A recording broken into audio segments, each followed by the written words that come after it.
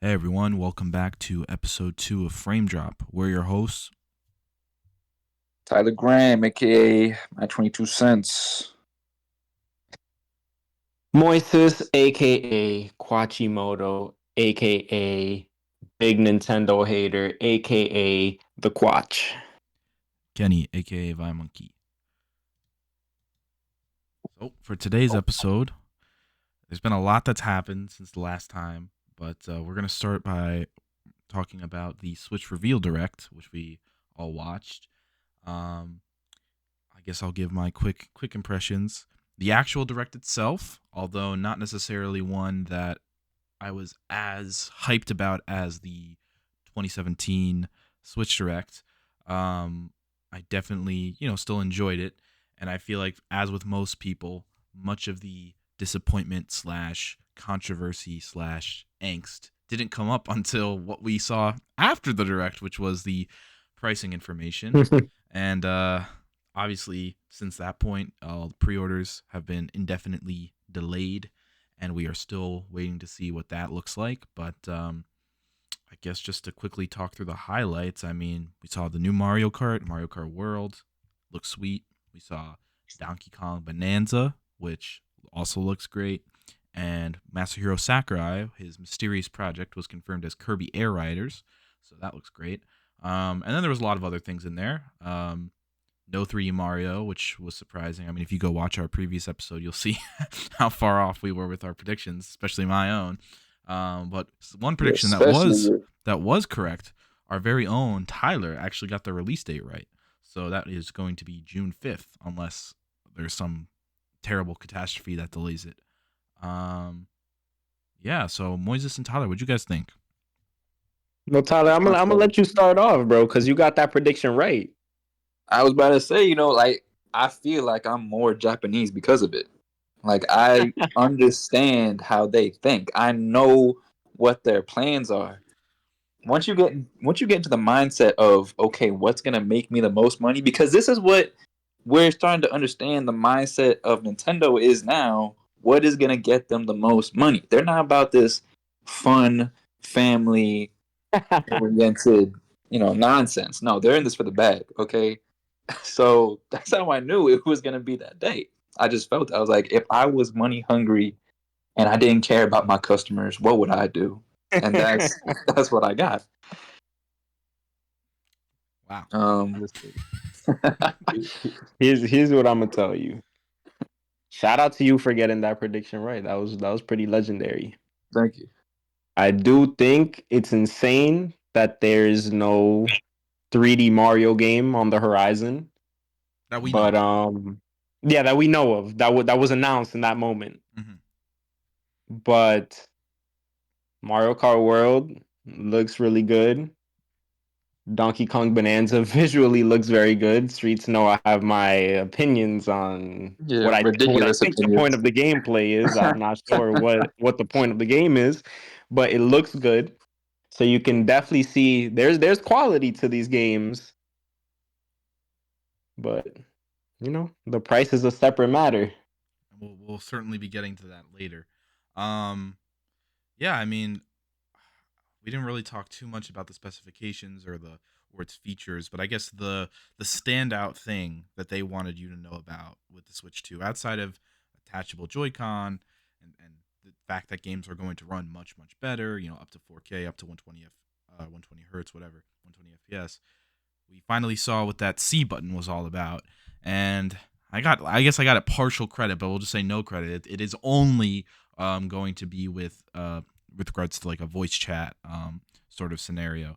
So unfortunately, no, as of this moment, no casting with your screen or anything like that.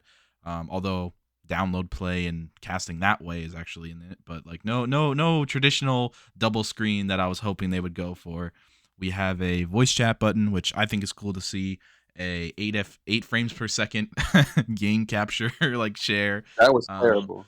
and It did then not look good. at least they were honest about it, I guess. And then there was That's true. a camera attachment, which is going to use essentially NVIDIA's broadcasting suite, I assume, to digitally remove your background and overlay you on top of your game. Um, So again, they did kind of hone in on that. That seems to be like from a hardware perspective, the things that they wanted you to be looking at. We have a new Pro controller with back buttons, magnetic Joy-Con, all those sorts of things that are really cool. The screen is not OLED. It is going to be HDR, 120 hertz, 1080p. Not confirmed if it's mini LED or not, but uh, given the fact that it is HDR and that it probably is going to need to use dimming zones, or not need to, but I assume it is. I'm thinking it might be mini LED, but there's no confirmation. But other than it's not OLED.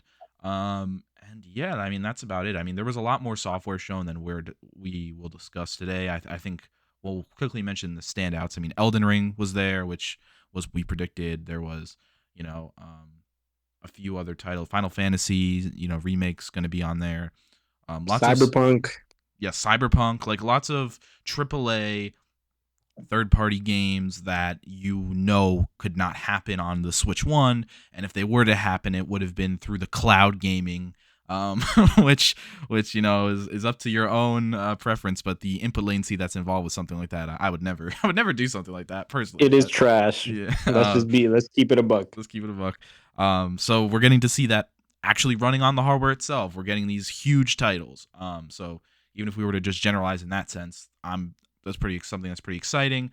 They announced this game called Dragon Drive, where it looks like you're in a wheelchair of some sorts and you're playing basketball. It looks pretty cool. And then they announced kind of how they're going to be doing their backwards compatibility. So you should be able to launch almost every single Switch 1 title on the Switch 2. It's an overwhelming majority. I think it's almost all but like one first party game and then most of the third party titles. But although we don't necessarily know as of this moment if you get any performance increase just by running the Switch 1 on a Switch 2 version. I think in one of the interviews they mentioned you could expect some depending on how the game was programmed. The native Switch 2 editions, as they're calling it, are going to be sold separately, and the price will range. So if there's some amount of DLC included, like with Kirby, it's going to be like $20, like substantial DLC. If there's like a lighter improvement mode, like the mouse controls for Prime 4 or the companion app for Breath of the Wild and Tears of the Kingdom, which gives you a GPS, it's going to be about $10. Yes, I was like, look, for the last 8 years, I've been looking forward to that so much, to have that GPS on my phone. So I I'm know. so excited. I know. And then there are going to be a number of games that receive free improvements to them. So Scarlet and Violet are definitely the standouts from that pack, but I think ARMS and Mario Odyssey were also included on that list. So that's going to be how Nintendo's handling it. It's kind of, I guess, up to the developer or I guess maybe sales numbers if they go back and make a Switch 2 edition. But if they're doing that, you should probably expect to be spending at least $10, maybe 20 if they have more content. And if you're lucky and you don't want more content, maybe they'll just put a patch in that will improve the game without you having to spend any money. So it's definitely a range of scenarios. I wish that it was more simplified. I feel like that's going to be confusing for the average consumer. Like I don't think most people who are buying a Switch are going to know, like, is there a Switch 2 edition for this? Do I even want it? Like, probably I feel like what's going to end up happening is if they own the Switch 1 game, they're just going to run it on their Switch 2 and not even think about that. But kind of tangentially related, the expansion pack owners will get the Breath of the Wild and Tears of the Kingdom upgrades for free. They're giving you an extra save file, which that's what I'm more than the GPS. I'm excited that they're giving you an extra save file because I don't want to, delete my original. But yeah, I think that's about it. I think I have one other bullet point here to talk about is the big third-party game that wasn't like something that they've ported now, but something new is, from my opinion, the new FromSoft game. The fact that Nintendo was able to get them to commit to an exclusive title for them is pretty impressive, and it's going to be multiplayer from what I can tell. So, Tyler Moyes, what did you guys think about that? The fact that Nintendo was able to get a FromSoft game, which, as we know, are pretty popular. I mean, this is what I've been telling you. They're not the family Nintendo anymore. They're like, what attracts a wider range of, gamers? And that's like the whole reason they're bringing all these other games to the Switch 2. One, because they want to show that their Switch 2 can actually run it. But two, it's a smart way to be like, okay, it's not just for moms, kids, the grandma. It's also for these other people who prefer, I guess, more challenge-worthy games. So they would typically play those games on a PC or a PlayStation because honestly, if I was gonna play Elden Ring for the first time, I don't think I'd want to do it on a Switch too. So And for it probably wouldn't be because, in my opinion, you would have played it already when it came out exactly, years ago on that exactly, other device. exactly my point. Like while Kenny was listing the games off, I was thinking, I was like, who really want like if you've played the game already, why do you want to play it again on the Switch too? Like the only reason I could think is like, okay, I'll play for 15 minutes. Wow, it runs the same. That's cool. I don't really need to play the game anymore. So it's smart for Nintendo to have something that is an exclusive that comes from FromSoft because now if it is a good game like on Elden Ring level, because it's a Switch 2 exclusive, those quote unquote hardcore gamers are gonna have to buy the Switch 2. Say if they're content creators,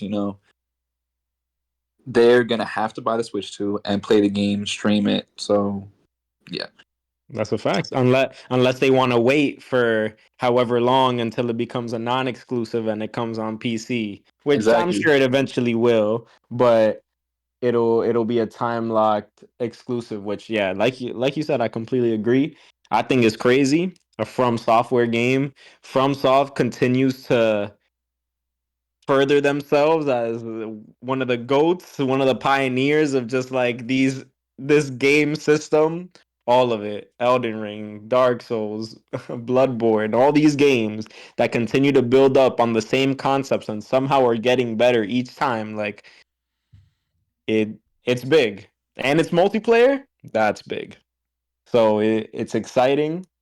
Curious to see a little more gameplay because we didn't see not too much on that aspect, and I need to know what exactly that multiplayer is going to be like, what how in depth is going to be. I mean, again, FromSoft has a lot of expectations, I would say, based off the things that they've done before, but that's a good exclusive to have. But I want to ask a quick question to you guys. Just popped into my head.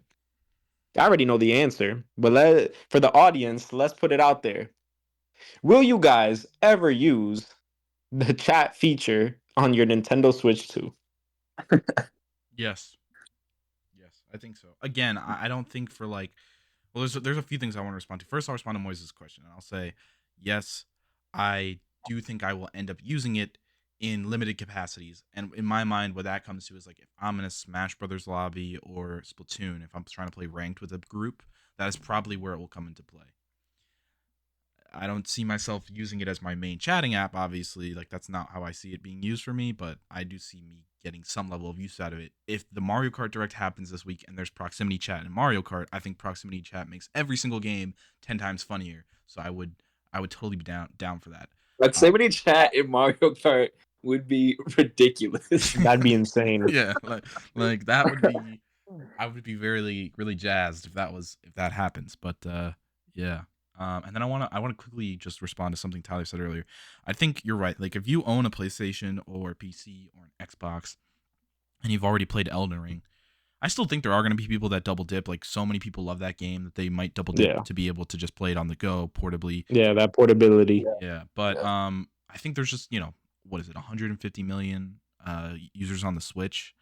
There's a lot of them that only had a Switch, that their access to games was entirely defined by what the Switch could play. So the fact that we're going to get Final Fantasy VII, Elden Ring, Cyberpunk on into the hands of those people, there's going to be a lot of people who it's their first time dipping and playing those games because they only have the Nintendo console because it was But they still have to pay like buy the game, right? yeah, no, they'll still have to Yeah, buy. yeah. I'm just saying they haven't played it before. I'm just saying there's definitely a considerable amount of Yeah. people who haven't played it before. And then the third thing I want to mention is something that I found most interesting out of all the different titles and software and features that we saw was that the Cyberpunk uh, devs confirmed that you'll actually be able to use the save. Like if you played the game on Xbox, you're going to be able to use that save data on the Switch 2 version. So Whoa. yeah, like that's cross That's cross fire. platform save, like cross gen, I guess, in a sense. But like, I don't think we've really seen that in a single player title before. You've seen it like Fortnite when you have your Fortnite account or whatever. But I can't really think of many scenarios where you have a save data on a PlayStation game and it's single player, and then you can just get that game on Switch and have the same save carry over. So I think that's going to be really interesting because that kind of feeds into like the portability thing I mentioned that Moise mentioned earlier of a reason why people might double dip. If they're like, oh, I've been playing Cyberpunk for 40 hours and I can now play it on the go, and I will be able to actually benefit from that. If I don't have a lot of time to play on the Xbox, I could see somebody double dipping. I think we know somebody who, up until today, was going to do that. Um,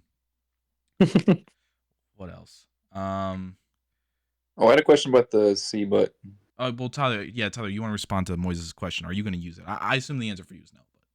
I But mean, for me, definitely no. But I did have a question. Is it just with your friends that you can use it, or the people you're playing with too? I think the Mario Kart scenario is going to be.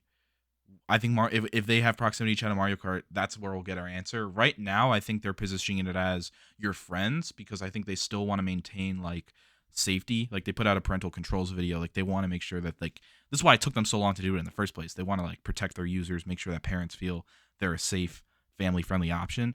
So I think as of this moment, it's just been communicated as being people on your friends list. But I would be surprised if it's not like if you're in a Smash lobby with somebody or a Splatoon lobby that you're able to talk to them. Or even, for example, like with Mario Kart. But imagine, I mean, we all our dear friend Moises right here, big Pokemon Showdown player, and we know how energetic the Pokemon Showdown chat can get. So imagine if you were actually speaking with the Pokemon, your opponent in Pokemon. With the new, is it called Pokemon Champions? That new like battle simulator they showed Yeah, off. I believe it's champions. Yeah, I can imagine that getting pretty interesting.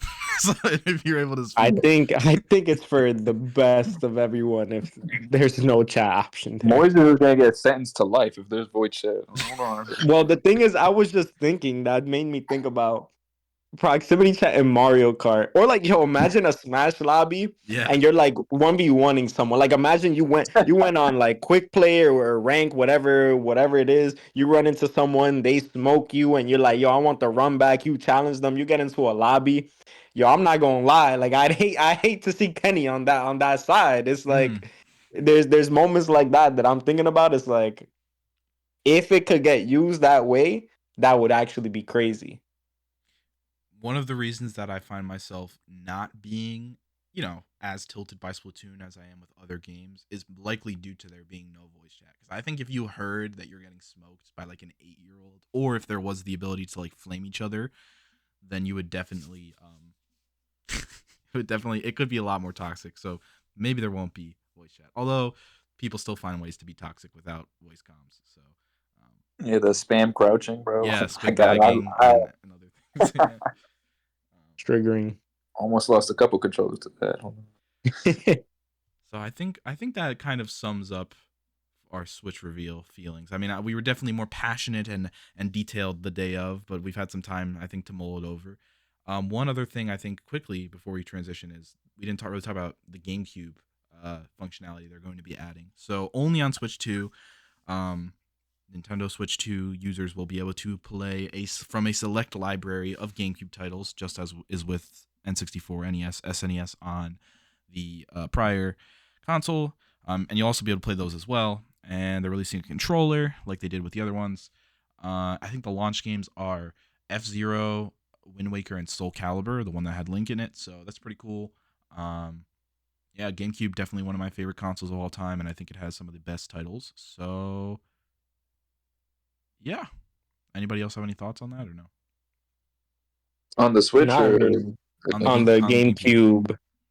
GameCube. yeah. I know Moises is a big Fire Emblem fan, and they showed what is it, Radiant Dawn or Path of Radiance in there. So Yeah, Path of Radiance, man. I was gonna say instead of paying $500 to get the game physically, I can pay $500 to get the game on a GameCube emulator for the Switch too. So I'm very excited about that. That's fire. sweet. All right. So I think from that point on, let's talk about what happened after. So Tyler and I were on a call together when this was direct was going down. Moises was not able to, and Tyler sort of saw right after this direct ended. It was very obvious that the price was not shown in the original Switch presentation in 2017. It was one of the first things that they showed, and in this presentation, the release date was one of the first things they showed, and they never showed the price. Whereas in the Switch One presentation, the first thing they showed pretty much was the price, and the last thing they showed was the release date. So I think that kind of frames their excitement at what they had previously versus what they were going to tell us now. So it was a very interesting drip of information as we scrambled to find the price and eventually the price of games, which I think is definitely the most controversial factor. So yeah, I mean, let's. I know we're skipping around in our bullet point list here a little bit, but I think we want to talk about Switch pricing now. So, 450 for the console, 500 for the digital version. Technically, this could change because we're in the indefinite delay of pre-orders moment, but I don't think it's going to. And yeah, so $80 Mario Kart, $70 Donkey Kong, and then the accessories are a variety of prices, but those don't really seem to be the point of angst for people. So last time we spoke, Moises mentioned 450 was his naughty price. But Moises, let's start with you. Actually, start with Tyler, and then I'll go, and then Moises will go last because I think he has the most to say. 450 on a Switch and you struggling? Yo, it smell like broken here. No, I will say 450 is kind of a ridiculous price. That is like what we said 400 was probably gonna be it, but the fact that it's 450 and the games are now 80 or 70, it's a little too much to handle because this is going to negatively affect the entire gaming economy. I want to say, it's I don't like it. Okay, the biggest reason why I'm on the fence for getting the Switch 2 is solely because of price. I really want to get the Switch 2. I really want those games, but the price amount is kind of ridiculous. I cannot be affording that stuff right now. Yeah. I'm just thinking real quick. Like I'm not gonna get into my just yet, but I'm thinking like Tyler. It seems like you would be interested in both Mario Kart World and Donkey Kong Bonanza just based off what you've seen so far. And in my head, it's like, yo, you buy a Switch 2, and let's say you buy the bundle. You smart. You buy the bundle that comes with Mario Kart. You spend your $500 plus plus tax, and then you're like, oh word, like I'm also gonna get my pre-order in for Donkey Kong, $70 plus tax, and then you think about it, and then it's like you spent over $600 on the Switch 2 and two games, and uh, that it's hard for me to make that click together in my mind, especially with moving forward if that's the way it's gonna be.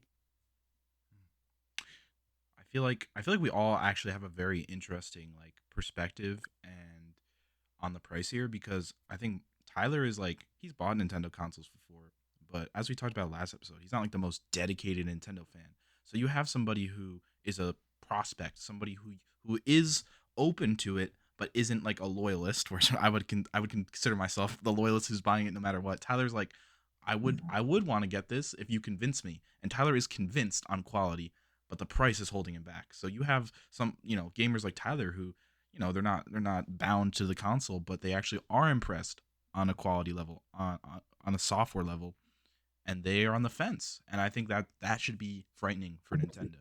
Like that, there are a lot of gamers like Tyler who like you know what I mean. Like those are the ones that matter the most. I'm gonna do it no matter what.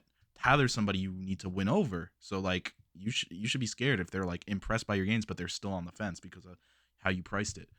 Um, so I think that's a pretty important consideration. And then Moises is like a veteran, but a traumatized veteran. So he's definitely a Nintendo fan, whether he'll admit it or not. But he isn't a shill loyalist like me.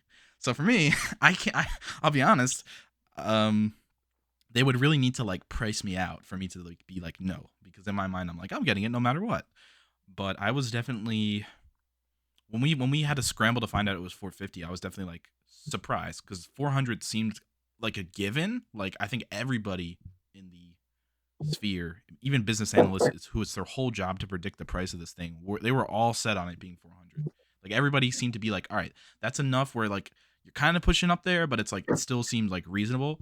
So 450, I mean, like that was a tough pill to swallow, but it was still swallowable. Like I still think that was like okay. Like once it got through my head, I'm like, all right, like this is something. And I talked about this with Moises, but it's like this is a console that you're gonna have for potentially 8.5 years. That's how long they basically supported the Switch One for, up until Switch 2 release, and they're gonna support the Switch One for even longer. So technically, you could get like, maybe like 9 or 10 years of support out of this thing. That's probably when the Switch One will stop getting like games in like 2 years from now. So if you think about it like that, it's like wow, that's pretty impressive. But even if we just say like 8 years and 3 months from Switch One to Switch Two, that's a 450 on something that's going to last you that long. Like it's that's really not that bad of a value proposition. But then when you start to look at the games, I think when you say, right now it's like we're told it's going to be a variable. Not every game's going to be 80 because Donkey Kong's 70, but we don't really know how that's going to stack up. And I could go on a whole rant about that, but let's just assume that the games that you're going to buy are going to be 80 because they know you're going to buy them and they know that you're going to get like the most playtime out of them. So like Smash Bros, that's definitely going to be 80 if this holds, stuff like that. That's going to add up. You know what I mean? That's not like a one-time buy spread over eight years. That's something that theoretically you will be engaging with the most on the platform, buying new games to build up a library because that's why you bought the console in the first place. So I mean, $80 over versus 60 or 70 over 8 years, that adds up, right? So that is definitely the most reasonable point of frustration. And the live streams over the subsequent days since announcement, I mean, there's the meme. Was it drop the price? That's like all that's been getting spammed in the chat, like on their social media, everywhere you can find them. That is what they are being overwhelmed with. So again, I feel like if it was 450 and the games were like 70, I feel like that would have been like the most they could have pushed it with no sort of backlash. But I feel like 80 was just kind of like the sticker shock of that is just kind of I don't know why they did it. I'm not somebody who thinks Mario Kart can't be worth 80 or anything like that in terms of like how much you get out of it. But I just think Nintendo should not have been the ones pushing the standard forward. I mean, it's been said 30 billion times by now, but people are expecting GTA 6 to be the game that did that. The game that said, "Oh, we're worth $100. We're worth $120, and we know you're going to pay that."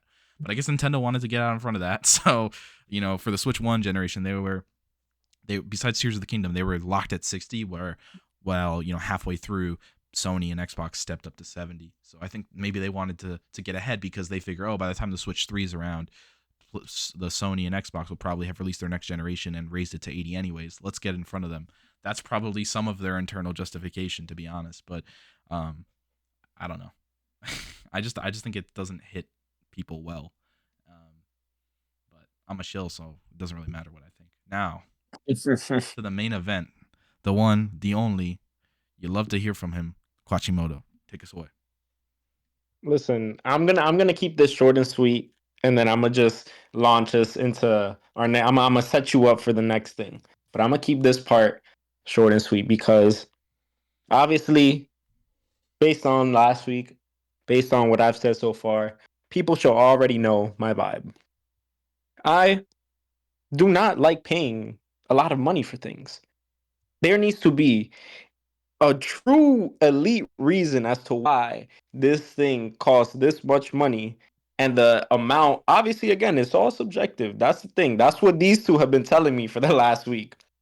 But my thing is, how can you rationalize? Kenny just said it. I was gonna say it if he didn't say it. If the console was 450 and the games were still 60, 70, okay, like like I'm still, hands are in the air whether for me Nintendo games are worth $70. Again, subjective, but I don't know about that. But 450 and you're telling me games can be priced up to $80? Are we out of our minds? That doesn't make any sense to me. Again, I'm sorry. The eShop, listen, Nintendo values each and every one of its products. It does not go on sale, right? They keep the price as what it is. The other consoles, Sony, PlayStation, they sell at a loss, right? And they recoup that through all the games they make and whatever. Bro, it will never make sense to me. I get on my PlayStation, which I paid more for than the Nintendo Switch 2, like by a little bit, even though I got a game that I think is worth more, God of War Ragnarok. I got a game that I think that's worth more in that bundle. Was it But physical? I forget. no, it was digital. Okay, anyways, continue. And now I have bought a lot of games in my PlayStation library, and all of them have been, except for a few exceptions like Spider-Man 2, The Last of Us 2 when it came out, Ghost of Tsushima, they've all been for less than full price, and for the most part less than like $40. And I'm talking about elite games. I'm talking about I bought I bought Rebirth after. I bought Metaphor Refantasio after. I just bought Final Fantasy 16 for $20 to have it in the tuck. And it's like I'm spending less money on those games that are like, again, these are games nominated for games of the year, the elite of the elite. And then you're telling me that Donkey Kong Bonanza, I'm sorry, I'm gonna say it, I'm a hater. Donkey Kong Bonanza is worth $70 in comparison to some of these games that were nominated for games of the year, and I paid less than that for, almost half of that price for. Absolutely not. It is greed. It is evil. It is a scary precedent that's being set up. Doug Bowser's a scammer. I'm just gonna say it.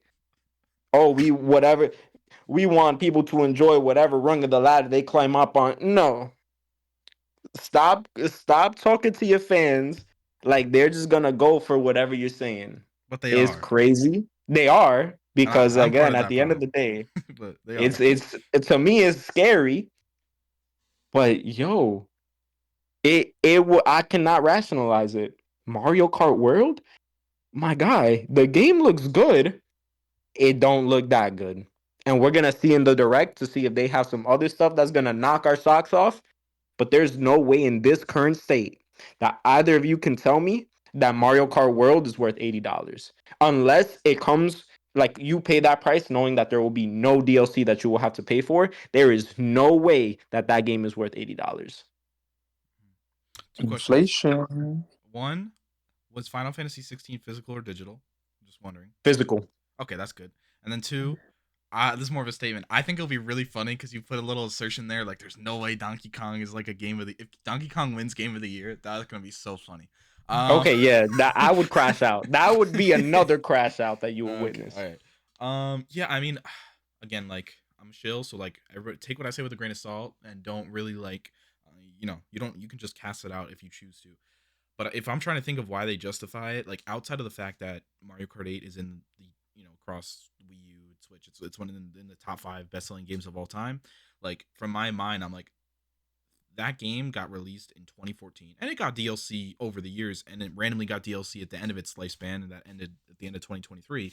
But like you think about it, it's like wow, like they know people bought that game and got like 11 years out of it. And whether you're a particular Mario Kart fan or not, there are, it's like the sales numbers speak for themselves, right? So so and I think it's the highest attach rate Switch game and everything like that, and blah blah blah. So I think the words that they've used when they're speaking to interviewers about why they price it that way, I think that this is at least their public facing explanation is like, we know people are going to get thousands of hours out of this title, thus we feel we can price it higher. And again, we've had a lot of discussions about this over the last week or so. So we've talked every angle, and I'll try and not do it here. But one of them is like, is certainly that it's like, okay, you're gonna get that much time out of it, and with a movie or other forms of media, you get dollar to hour or whatever the rate is, you get very little. Like you spend what, 20 something dollars at the movies to be entertained for potentially 2.5 hours. Whereas a game, you're going to get like dozens, hundreds, right? So if that's their argument, I mean, I can't dispute it. And I think, pricing a game is more challenging because no individual is footing the cost of production. So you have to like guess how many people it's going to take to make the money back and then profit off of it.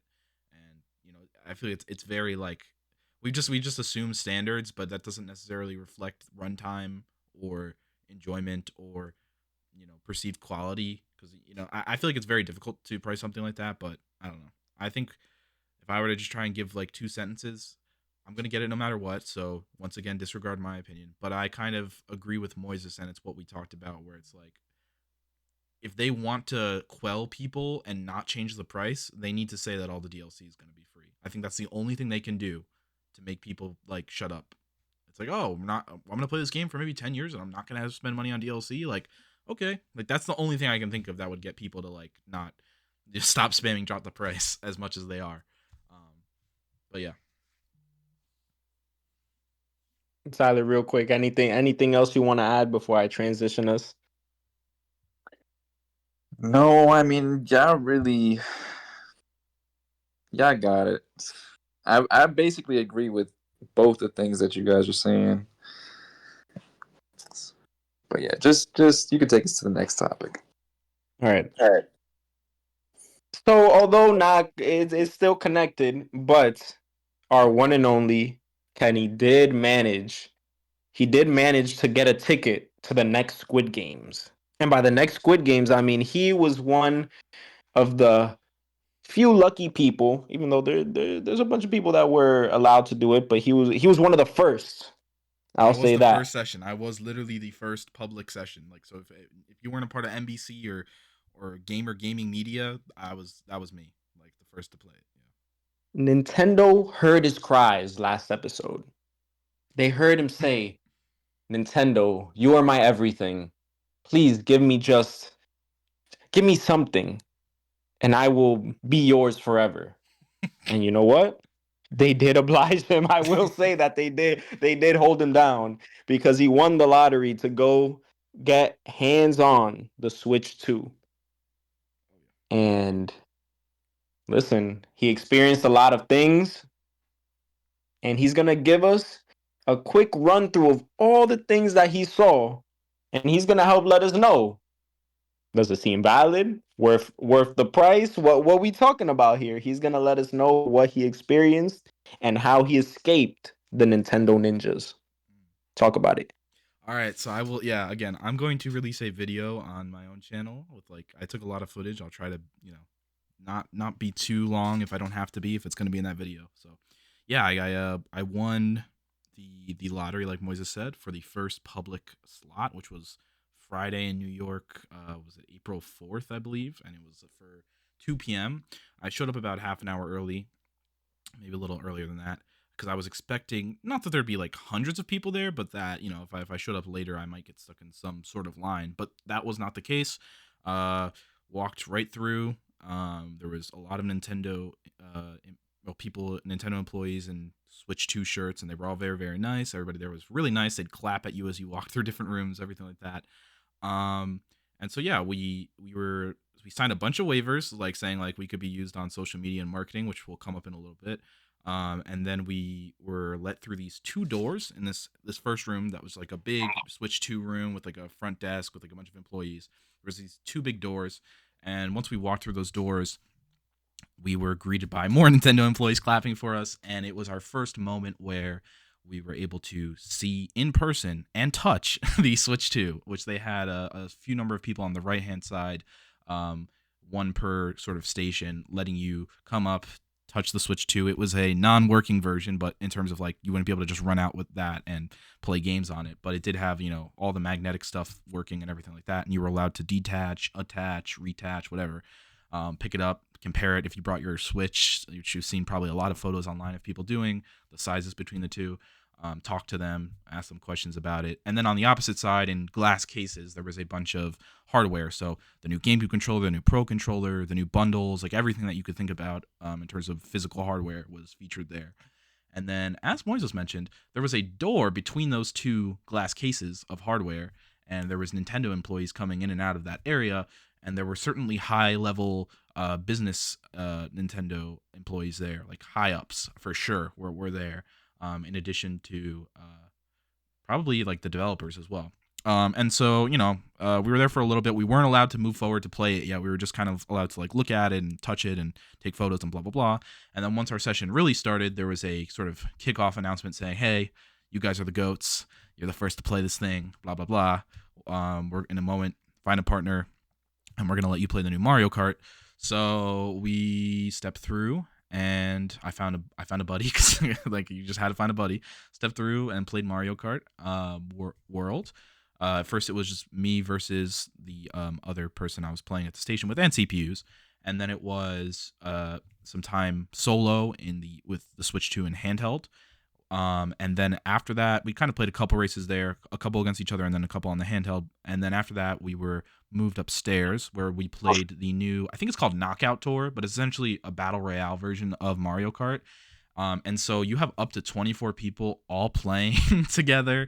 You vote on like a sequence of maps. I don't think it's actual maps. I think it's actually like the spaces between maps, which is we didn't really talk about it earlier, but Mario Kart World, it's all on one world map. All the different tracks are there, and you're able to drive between them in the Grand Prix. But yeah, Knockout Tour I think used those in between tracks as the main sort of map, and then you basically are told every interval it will like take out the last 6 people. So you start out 24, and if you don't make it in the top 18, you're eliminated. Then the next part, if you're not in the top 12, you're eliminated, and so on. I made it pretty far.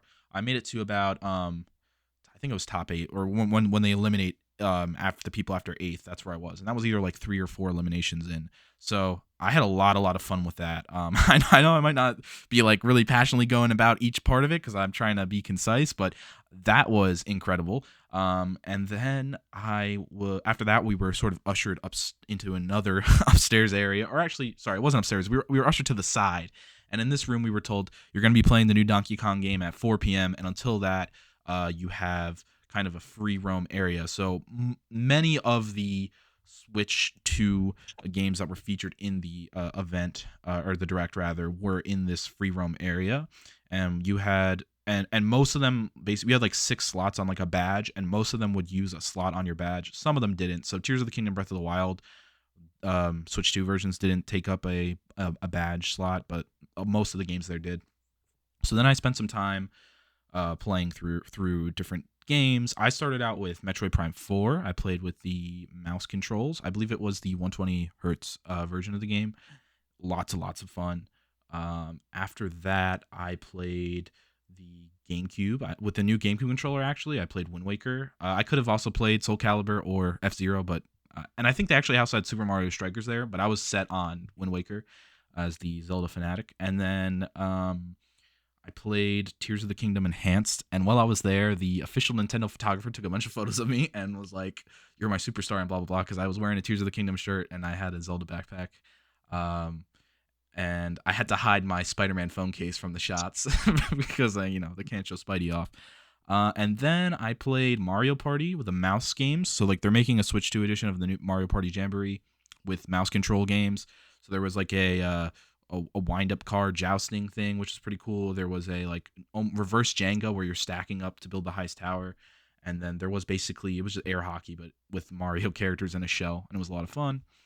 And then I played Kirby, the Switch 2 edition of Kirby and the Forgotten Land, and that was a lot of fun. And then I played the camera games for the Mario Party Jamboree, and those were a lot of fun. It was like you hit like a coin block, and then you like make a bunch of noise, fun party games. And then finally, after all of that was done, I did roam a bit. I saw the Cyberpunk area where there was actually CD Projekt Red devs there. I saw, they had Yakuza and all these other games. They had Hades 2. I have the full list somewhere, but there was lots of games beyond the ones that I had time to play. And I was able to play Donkey Kong Bonanza at 4 p.m., which was in a final separate section of the venue in the same larger room as the free roam area, but kind of to the back. And yeah, I played 20 minutes of Donkey Kong Bonanza. I had a blast.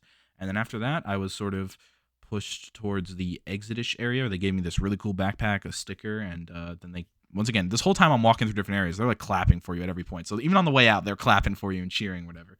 Uh, they and then yeah, that was about it. And then I was interviewed by I wasn't able to find it, or I don't know if it went live, but I was interviewed by a Japanese news channel on the way out who asked me about the Switch 2 and tariffs and all these fun things. And then one other funny thing is I was actually mistaken for a Nintendo employee when I think it was when I was playing Metroid Prime. I forget what game it was specifically. It was one of the early ones. So it was either like Metroid Prime or GameCube, where some Nintendo employee walked up to me like, "Are you a I forget the term they use for like the people who man the kiosks or whatever, but are you this?" And I was like, "No, I'm not." um and so yeah, that was about it. I tried to be very concise there, so I didn't really get to give lots of my feelings, but I'll say this. At every moment, I was impressed by both the technical performance of the games, like playing Tears of the Kingdom at double the frame rate and I think it's 1440p, but like a significantly higher resolution version of that game. Like just moving the camera around, you see how much smoother it is.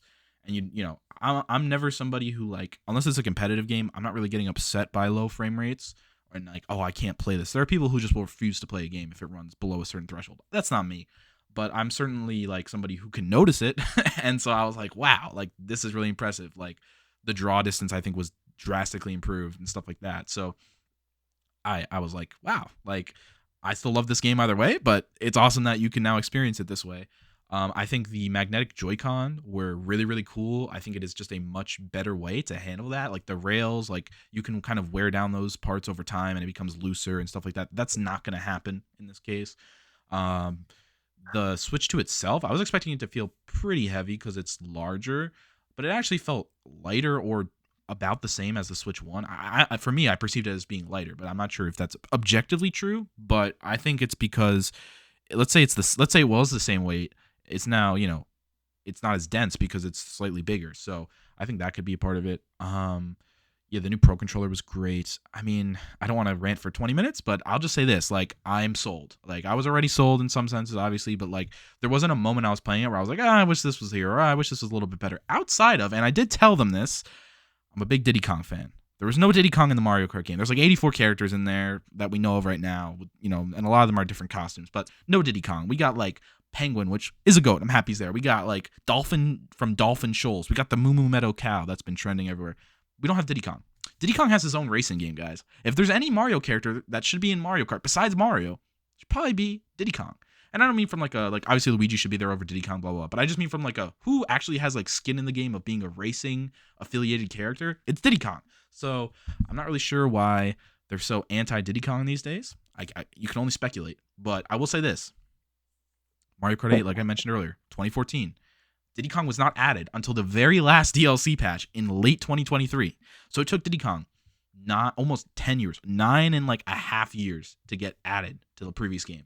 So I was really hoping like that wouldn't happen again. I don't want to be, pushing 40 or whatever when Diddy Kong gets added to this game. So I was hoping that he would be here, but yeah, he was not.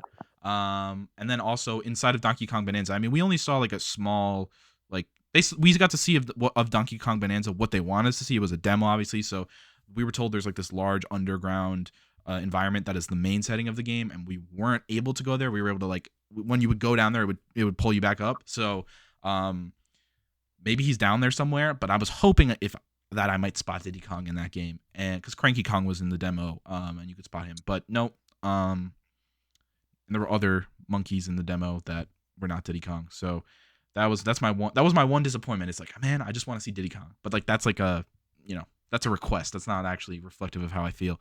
I think this console is going to be a smash hit. I think it is going to just be all the things that people were a little reserved or because how many years has it been people making like Switch 1 performance memes or whatever it may be? Like this is them like saying, okay, like we know you guys like this concept. We know it's successful. Let's just like work out all the kinks. Let's make sure everything's ready to go. Let's make sure that we can run all these AAA third-party games that, Elden Ring, like let's make sure that that's here. Like they're trying to basically just cover their bases, and who knows how long that will last, because as time goes on, like maybe games aren't able to come. But I actually, given the diminishing returns and generational leaps like PS3 to PS4, PS4 to PS5, I have the feeling that we're probably going to be fine like until the next Switch 3. Like there isn't going to be some games that aren't able to run on it in some form that like I really don't think that's going to happen. We have DLSS if we need it. We have Nvidia claimed 10 times the amount of power, but I think this I'd have to check. I think the Switch 1 has 4 gigs of RAM. The Switch 2 has 12 gigs of RAM. Like there's a lot of like even just like looking at numbers, like triple the amount, whatever the amount. So I really think we're in a good spot. I think DLSS is magic, so I think that's going to take us to places that we didn't know were possible, but yeah, I mean, it's great. It's great. I don't know what I could say. I'm like negative. I mean, people have tried to ask me. Gabe, one of our other companions, has tried to say, "Oh, what didn't you like or whatever." And again, only thing that comes to mind is I wanted to see Diddy Kong. But yeah, I'll look forward to my video, which should come out in the next few days, to see more details. But yeah. I actually ended up showing up in the official Nintendo Now app that they released like a week ago. So if you find the Nintendo New York video, I'm in there for like a couple frames. You can see me in the background. And then I went over to Nintendo NYC. This was at a private venue, but Nintendo NYC wasn't too far away, so went there after, and I met Rogers Base, which was cool. Even though I'm like a terrible socializer and was just like horrible, he was really nice and really really kind. So that was cool. And yeah, that about wraps up my Switch New York condensed experience. So I think we have one more segment we want to talk about here. Again, Listen, let me intro this one too. I'm ready. I all right, cooked okay, for this. go fire away, Quatch. Fire away. So we talked about the Switch. We talked about things that we want to see last week. We talked about some things that we don't want to see, like the prices. Now let's talk about, we have not discussed any film or show yet, which is part of what our whole premise is about. So let's talk about a man who can't see anything at all. We're talking about Daredevil. We haven't spoken about it, and we're now 8 But we've been episodes watching. in. We've been locked in. Every Tuesday we're in there. We have not spoken. We just watched, well, not just. When it came out, we watched episode 8. We're ready for the last episode. But we thought we need to talk about the state of the show after watching episode 8. I'll go first, and I'll try to be quick because I definitely took up a lot of time in the last sequence. So, Born Again. I'll just give like my thoughts before episode 8 and my thoughts now. For episode 8, I liked like the first episode or two. I love seeing Charlie Cox and Vincent D'Onofrio. They're all great actors. They're doing top notch. But the writing in the middle of the season, especially that bank episode, I was just realized like there's 3 different shows going on here. Like there's a lot of behind the scenes stuff. I won't go into it. I'll just say this: there was like basically it got filmed to a certain point with certain showrunners. Then there was like I think it was because of the writer strike or whatever. But basically, like Charlie and Vincent were like, "Yo, like this is not what the fans want." So then they brought in different showrunners who I believe worked on Punisher. I think that's where they came from, and they brought in directors who worked on like Loki season 2 and like the better and Moon Knight, like the better Disney shows. And they came in and they filmed episode 1. I think they Frankenstein the rest of the season, and then they shot these last 2 episodes as well. So episode 1 I generally liked, but you could tell it was like it was trying to do stuff that wasn't originally done. And then I was telling Tyler before we watched, like, this is the episode to pay attention to, episode 8 and episode 9, because now we're going to see what next season, which they're filming right now, is really going to be like. So honestly, we have been dooming on the show for the last maybe like 3 or 4 weeks because the episodes have just been like really really disappointing. Like Muse, like that's a character who showed up and just went away real quick and didn't really have an impact. I feel like the writing in general has just not been as good. And then episode 8 happened, and I felt like, wow, like this actually feels like season 4. Now, I still think season 4 would have been better, but like this felt like actually like, oh, this is Daredevil. Like this is what it should be. Like the last couple of weeks, I don't want to be too like passionately hateful, but I was really disappointed. It was a big letdown, and I was like, if this is how it's gonna be, we're just falling off a cliff. Like it kind of started out strong, and now we're falling off a cliff. Episode 8 restored my faith, and it looks like it restored Matt Murdock's faith too. So that's all I gotta say. Tyler, talk to us about your experience with Daredevil so far. Man, oh man, where do I begin? I mean, yeah, call me the man without fear in the server. So I Never has feel that like, happened. I think we call you Tyler the non-creator now. I think that's what we call you. but in my heart of hearts, I'm Daredevil, and not even God can stop that now. But Yeah. this show so far, going off what Kenny said, episode 1, episode 8, these showrunners, they're cooking, okay? They're doing a great job. My favorite thing is that little aspect ratio change when Daredevil's focusing in on someone and everything goes silent and everything becomes like fisheye lens. I love that, okay? That's only been in episode 1 and episode 8, which is ridiculous because he uses his senses in every single episode. Um, so far, the whole middle of the season has felt like a jumbled mess, and it you can tell like different people were pulling in different directions, and this is just kind of what they settled on. Um, the storyline, it's hard to talk about this show as its own entity when there's literally 3 seasons that come before it. So if we're talking about it as a continuation of the first 3 Daredevil seasons, it's easily the worst season so far. If you're talking about it as its own show, it's slightly better, but even for its even if this was a completely new show, this would not be a great first season. You know what I'm saying? Like, first off, we gotta talk about these side characters. In season 1 through 3, we got Foggy, we got Karen, we got Punisher was kind of like a main character, but they all got their time. And for one thing, they were in every single episode. Why are the new side characters in this season only popping in for like 15 minutes every other episode just to never be heard of again? It's ridiculous because I really want to like this show, but it can't just be carried. I mean, it could be carried by Matt Murdock and Kingpin, Vanessa and Bullseye, but they introduce us to these side characters as if they're supposed to be important, and then they'll have entire episodes.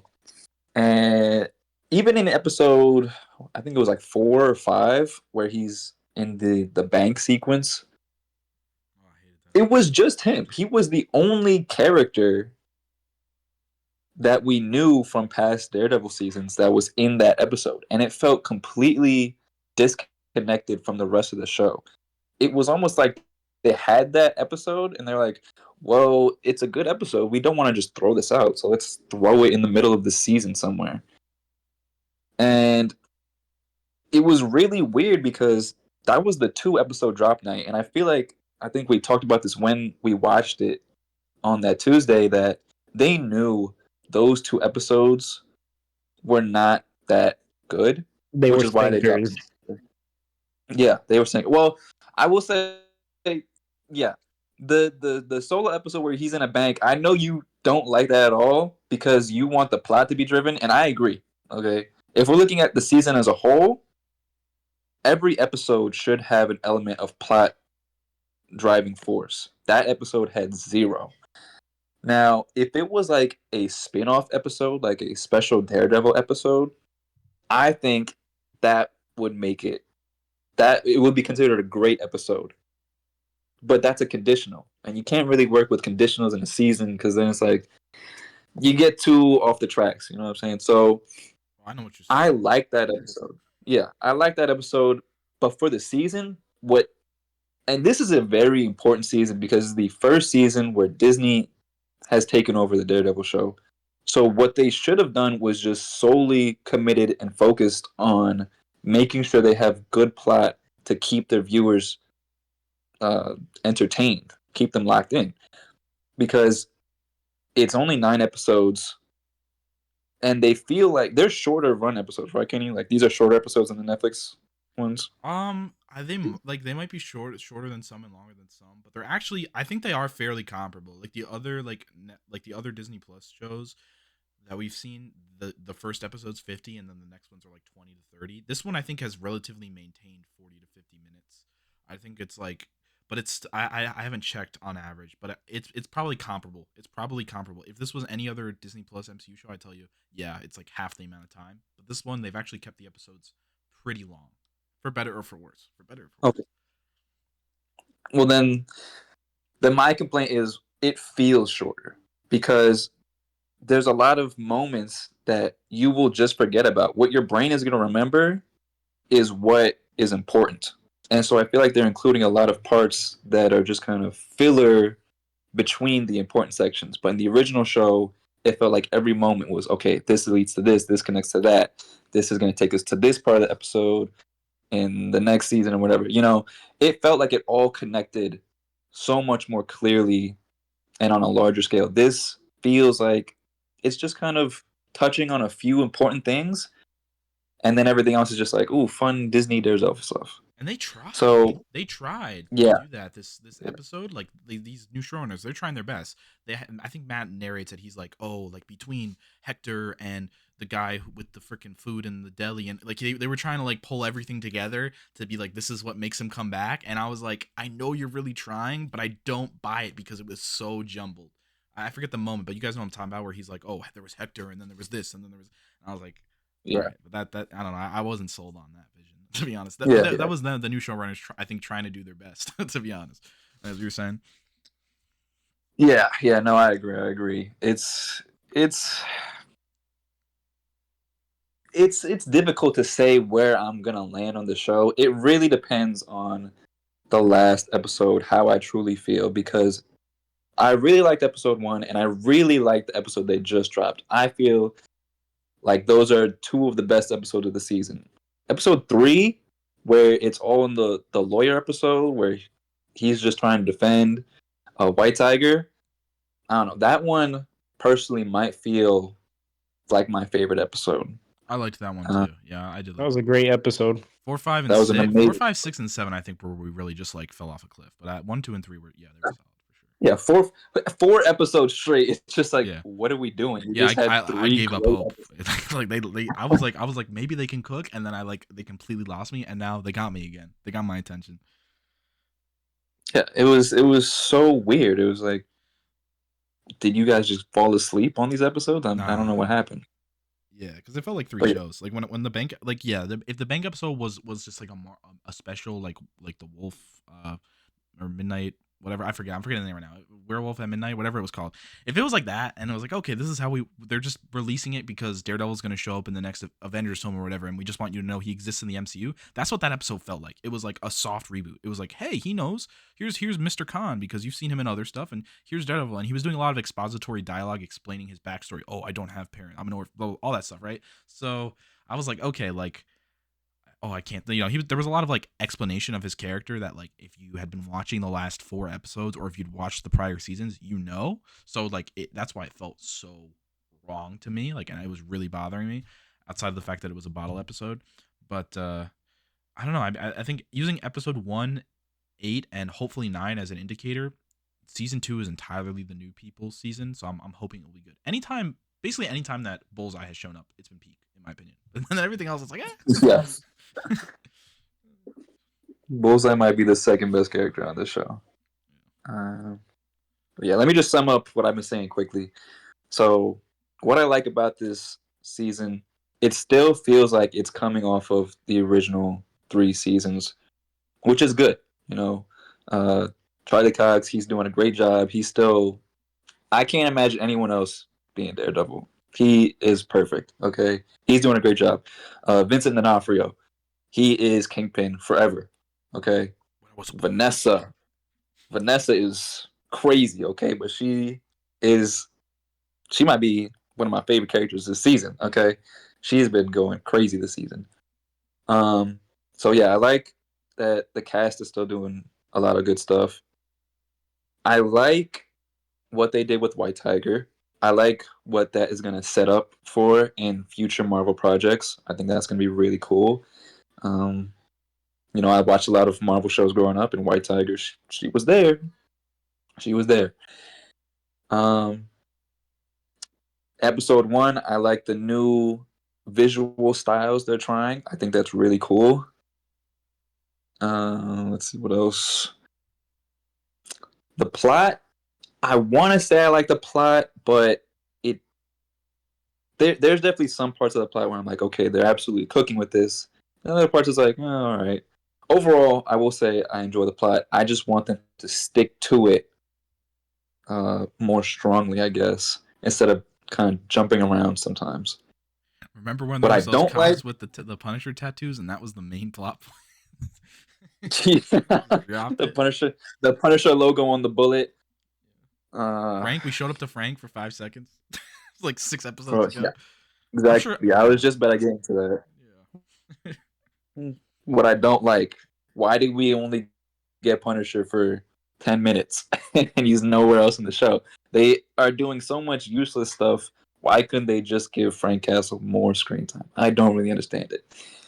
Um, if he does show up, like the leaked photos that we've seen where it's Daredevil and Punisher in the streets getting ready to look like this big final battle or something. Hopefully that's the case. If they just scrap that, I might throw my phone at my TV. I don't know. We'll see. But yeah, I wish they could make the plot more concise and the storytelling just a bit better. Hopefully they will fix that in season 2 because I know season 1 was a really big mess. Um, other than that, really good. Bullseye, he's awesome. And I feel like they can bring this back. They can definitely bring this show back. Will it be as good as the first 2 seasons? No. Will it be better than second season? No. Those seasons are untouchable, honestly. But this can bring back the love for Daredevil that people missed. However many years ago it was that season 3 came out and people have just missed him. I think this show can do that eventually.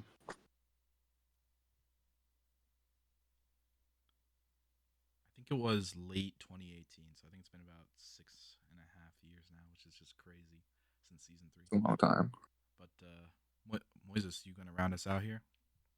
Yeah, I'm gonna keep this quick because y'all two have spoken about it at length. Y'all are bigger fans than me, so I'm gonna just keep it as brief as I can. I'm a plot person. Tyler said it already. My thing is plot. Characters drive the plot. A good plot carries the narrative. We start the episode 1, and they're already going crazy. Right? We start off with a bang with Foggy's death. We start off with a bang with Matt throwing Bullseye off the roof, like cold fire. And honestly, for me, from that moment on, nothing of the show has hit the same until now, until the end of episode 8. So for me, it's a lot of it's been filler. How we only got Frank for 10 minutes. What? Are we insane? The Punisher, you bring him back and John Bernthal's looking as good as he does in that episode for him to disappear and not come back until episode 9? Are we bugged? Karen not present. Cherry is there and then Cherry's not there for 17 episodes. It feels like he pops in for a quick moment and then dips. Kirsten just shows up to be like, "Oh Matt, where you been?" Which she's a non-character. Sorry, I'm gonna just keep it real. Heather, listen, she Heather's been nice, but then she's like, "I saved myself," and I'm in episode 8, and I'm like, "Who are you?" Muse killed 60 people and then got put down easily. I feel like they're not cooking. And then they went back to cooking at the end of episode 8. Like for me, episode 8, majority of it was still like it was cool. Vanessa is insane, right? But it's that ending, that last 20 minutes of episode 8 that I was like, yo, we're back. And it for me is like, is it a little too late for them to be cooking like this? But I'm hoping that then moving forward, that means that we'll get this level consistently. Because there's a lot of things that it's already been spoken about. It doesn't feel like genuine, I would say, especially just because the way it was meshed together. Episode 1 and episode 8 are a different show than the rest of these episodes. And I really was not feeling the rest of those episodes. I'm going to be honest. They did not connect to the plot. And when we returned to the plot, it was done. We return to Muse. Muse is done. Are we serious? That's crazy to me.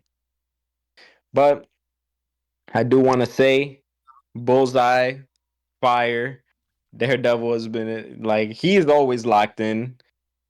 But that ending of episode 8, that whole sequence. First of all, as soon as Fisk whispers or like he's Mm. talking, and He knows that when Matt's during that listening. dancing scene, and I was like, yo, we're locked in. All from that, I was like, yo, peak. And then, Matt cuts in to dance with Vanessa, and then he's like, yo, what's your vibe? Because I know you set this up. And Vanessa tries to pull away, and Matt's like, nope, we're locked in. Like, cold, fire stuff going on. And it's just like, damn, we really had to wait through episodes of, I'm going to say what it really is, of slop. Of slop. It was not that good. Of, of, to what our expectations of Daredevil should be. We got peak at the end, so all we can hope for is a good episode 9, a good showing of Frank Castle, a good end to whatever narrative, or build up to whatever they're gonna do with Bullseye because he's been cooking. That's all I can say. That's all I can really say on that. All right. Well, appreciate your thoughts. I think one little tidbit I'll add is I really hope he ends back in his like OG apartment from the first 3 seasons. I hope he goes back there. That's just like a special request of That yours. apartment was so fire. I want him back in Hell's Love that Kitchen, game. bro. None of this high life, fancy schmancy stuff. I want him back. I want him Facts. back, bro. Oh, Moise, did you want to say something about Heather? Nah, I'm good. Yeah, we'll finish our thoughts on Daredevil next episode after we've seen the final episode, and Moises will let you know what he thinks about Heather Glenn. Until next time, this has been Frame Drop. I'm Kenny, aka Vine Monkey. That's I'm Frame Drop. Tyler, aka My 22 Cents. And I'm Moises, aka Quachimoto. Peace. See ya. Bye. Peace.